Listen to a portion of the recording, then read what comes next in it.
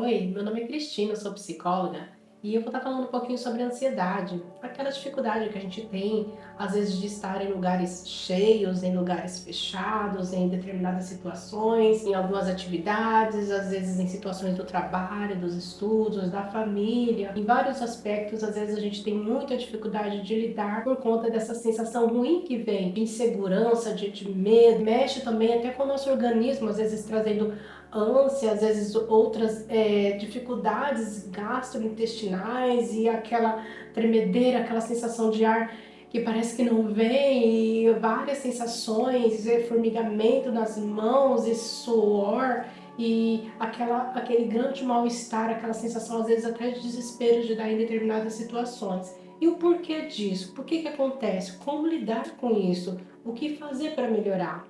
Eu vou estar respondendo muitas perguntas sobre essa questão com a ansiedade e espero que possa te acrescentar. As principais causas da ansiedade são os medos, as inseguranças, e isso vem também até da nossa história, negligências que sofremos ou situações em que vivenciamos e principalmente ali no início, onde a gente acreditava estar seguro e às vezes nem sempre isso acontecia. E eu percebo que em algum momento isso dispara, né? Às vezes nem tanto ali na infância, mas na adolescência começa a vir essa sensação de insegurança, de medo, mesmo que às vezes não precisa ter motivos, né? Mas vem uma sensação de dificuldade de estar em lugares ou com pessoas ou em situações e mesmo que a pessoa às vezes tenha todo o recurso para não temer, para não precisar estar inseguro, e aí vem essa sensação muito ruim. Às vezes, né, eu percebo que famílias conturbadas, né, em alguns momentos vem essa sensação, às vezes não no momento ali de dificuldade que esteja vivenciando, de repente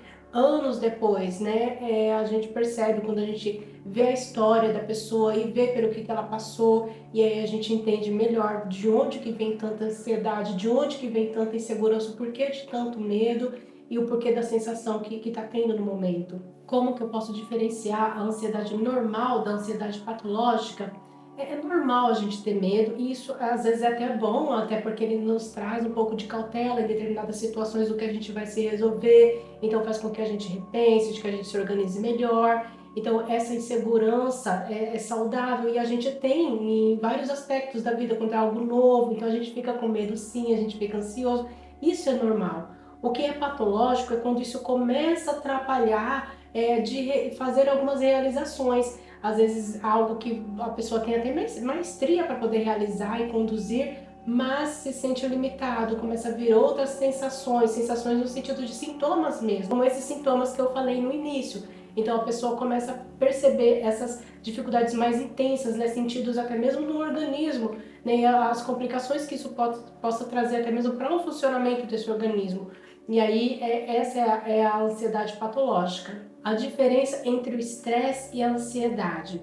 O estresse, ele vem por conta, né, de muita atividade, talvez, ou situações repetitivas, ou algo que nos causa um pouco de angústia, de agitação, né, e está muito associado também com a impaciência, né, então a dificuldade que a gente tem, às vezes, para esperar, isso gera um certo estresse, né, e a ansiedade não é muito diferente, ela vem também por conta do estresse, né, que é essa impaciência, essa ausência de resposta, essa agitação, então às vezes a pessoa não para dar uma pausa para se organizar, para respirar e aí vai ficando tudo muito agitado, então acaba que estão interligados, né? Esse estresse com essa ansiedade, essa ânsia, essa dificuldade de esperar mesmo. E o estresse também, ele é algo muito pontual, então às vezes vem devido à dificuldade de alguma situação que você está vivenciando no momento, algo daquela semana, algo daquele dia, algo daquele momento.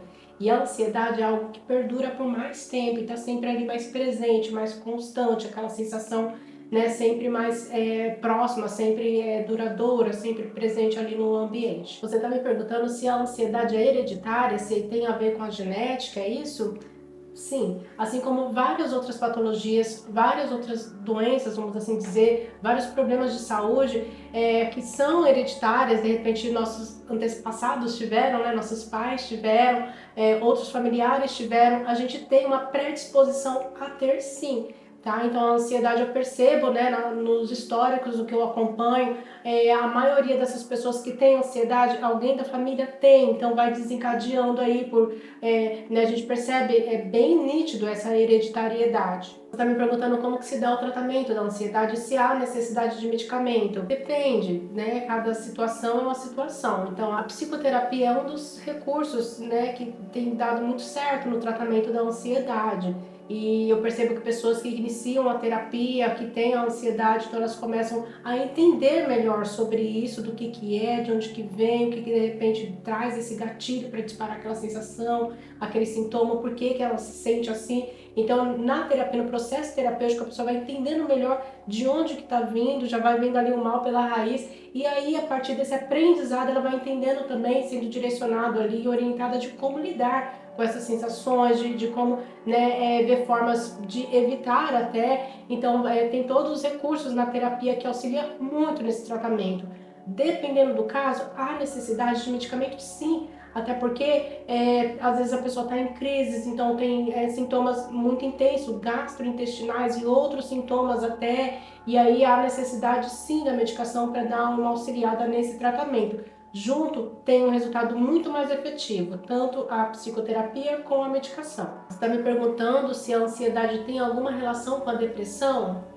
É possível sim, tá? Até porque a ansiedade ela traz muito desconforto e a pessoa tem dificuldade de lidar, então isso vem uma certa angústia, ela começa a desenvolver uma certa tristeza, até por perceber coisas que ela antes até talvez fazia e percebe a dificuldade de lidar com isso, ela passa a não fazer, então ela vai sim ter dificuldade de seguir a rotina. E aí vai vir sentimentos de culpa, porque ela queria fazer e ela não consegue, essa sensação de impotência. Esses sentimentos, elas são caminhos que levam à depressão. Como evitar chegar nesse ponto da depressão? Conforme eu já tinha orientado, é necessário o tratamento. Sem o tratamento, a pessoa ela vai ter dificuldade até para entender o que ela está sentindo. Tem pessoas que têm ansiedade e nem sabem o que tem. E aí isso vai perdurando e vai aumentando e vai levando outros sintomas. O tratamento, o mais rápido possível, é o caminho para evitar o crescimento aí dessa doença, evitar aí maiores comorbidades, que seriam outras doenças além da ansiedade. Você quer saber se a ansiedade pode levar a outros problemas de saúde?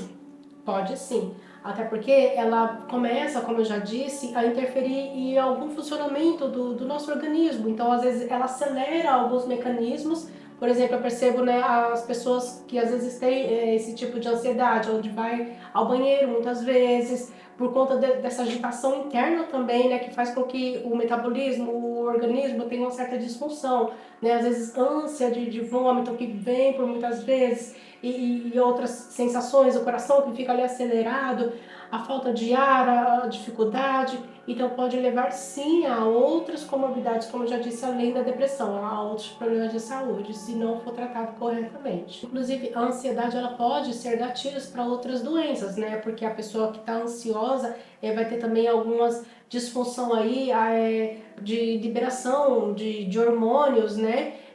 Que podem levar, por exemplo, a doenças autoimunes, né? Porque essa sensação com a ansiedade gera muito estresse, então vai estar liberando ali algumas substâncias, algumas composições no nosso organismo que pode trazer outros tipos de alteração. Repito, como as doenças autoimunes, na maioria das vezes. E também, além de doenças autoimunes, eu percebo quanto a hipertensão está associado também à ansiedade. O que seria a hipertensão, né? Que é a famosa pressão alta que a gente fala.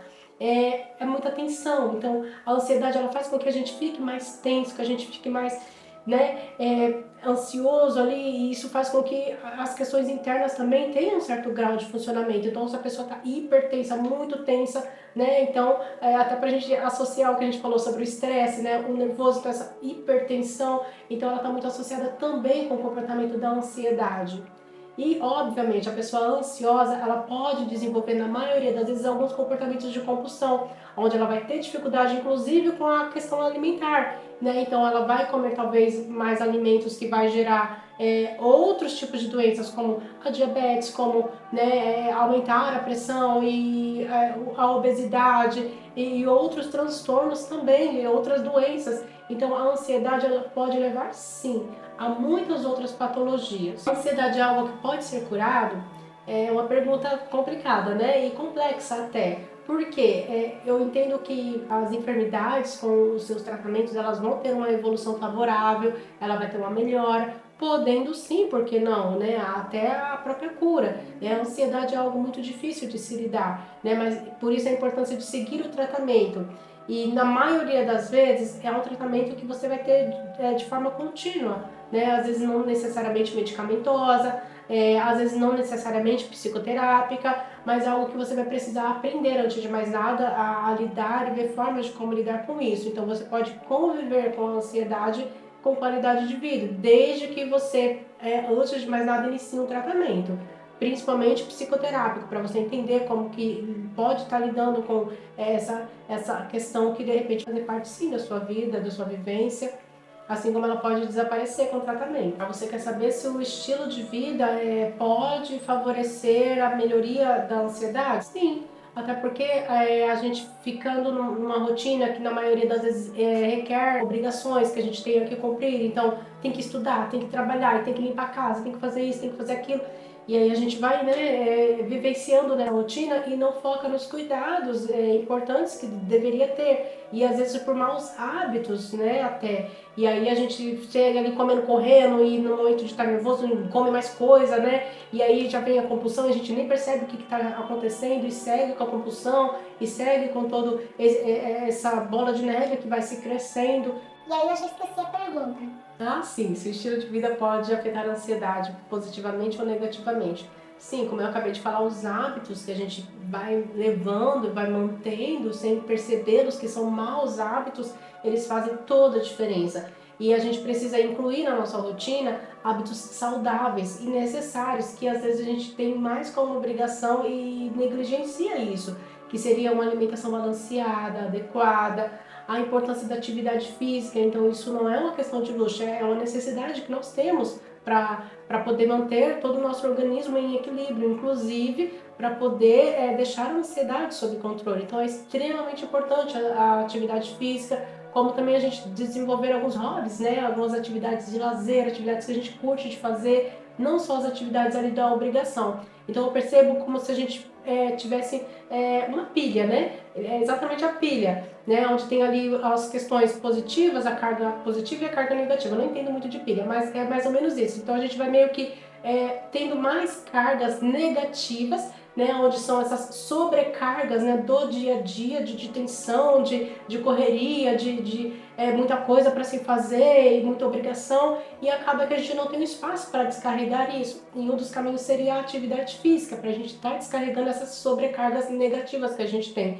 E assim como as cargas negativas elas se sobressaem, então a gente precisa buscar o quê? Cargas positivas para poder se recompor, para poder se energizar, para poder ter condições de lidar com esse nosso dia a dia que não é mesmo um mar de rosas, né? E aí, como eu disse, os hobbies, os lazeres, estar com um momento de qualidade com a família, vivenciando momentos bons.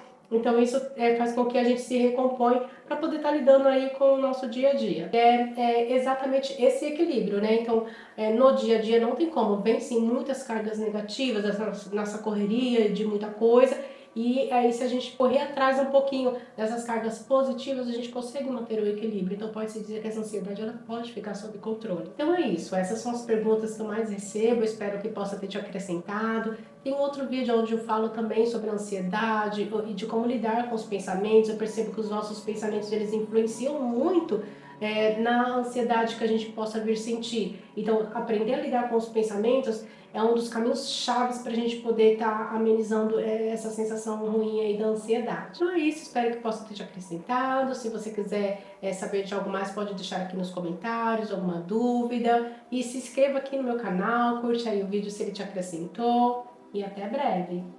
Ai, gostei. Agora vamos gravar. Gravar o quê? Vai ter que não tá gravando.